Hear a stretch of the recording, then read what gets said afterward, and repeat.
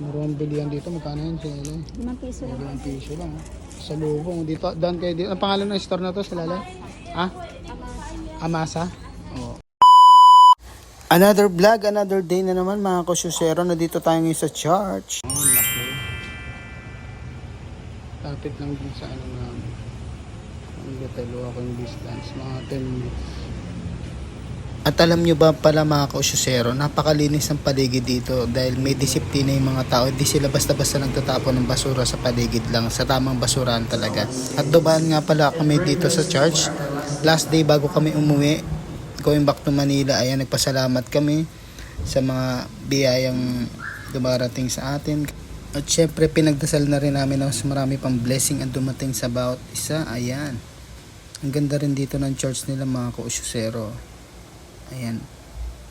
Napaka-sacred na mga santo. Ayan. Nag-wish din kami sa kanila. Sana matupad ang ating mga wishes. Ayan, kumain muna kami ng street food bago umuwi. Ayan, sasarap din, no? Ayan, shoutout kay la ate. Punta namin dito sa Capitol, 90th anniversary ng statue dito. Ni Don Pedro M. Vicente Sr. Ayan siya. Ayan, yung may nakatayong statue na may alab Palawan. Ganda rito.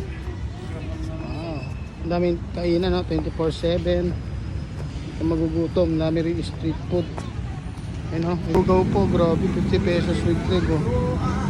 Pag plain na anlilugaw lang, 35. Ayan. Sa walkie, 24 hours yung open. Dami pang kainan dito, may bar pa. Tiki bar, no? Sila Tiki bar nandito, no? Sikat na bar dito yan, Tiki bar sa Junction. Tiki bar. Subiya. Ito pa rin tumutog po. Sa akin. 29 Disler, 46. Ito 79 capsule. Dito kami sa Agitech Food Park. Sa Palawan, no? Ang mura lang mga. Mura, oh. Kaya mo, ano lang, 50 pesos lang. May pork sisig ka na, with rice, oh.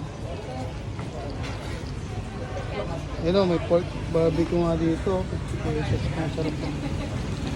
Ayun na. Dito na tikman natin ko. Susok pa. Ano may itlog.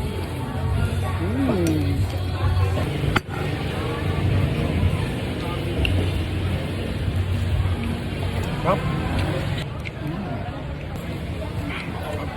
At kinaumagahan nga pumunta kami dito sa 168 Food House. Kami sa GCL 168 Food House. Ayan, sikat na kainan dito.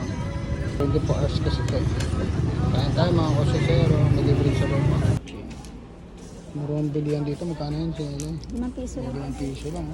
Sa lubong. Dito, daan kayo dito. Ang pangalan ng store na Amasa? Oo. Dito. Ito na lang siguro. Sa souvenir, dati nag-work. Amasa souvenir shop ang dami dito. Mga mura damit dito, may 150. Kitchen. Ito dito.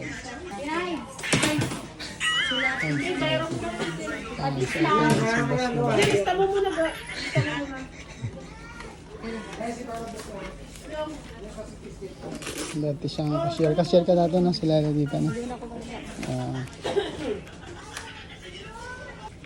Binila namin. Hirap kasi magbuhat sa aeroplano kaya konti lang talaga nabibili pag airplane.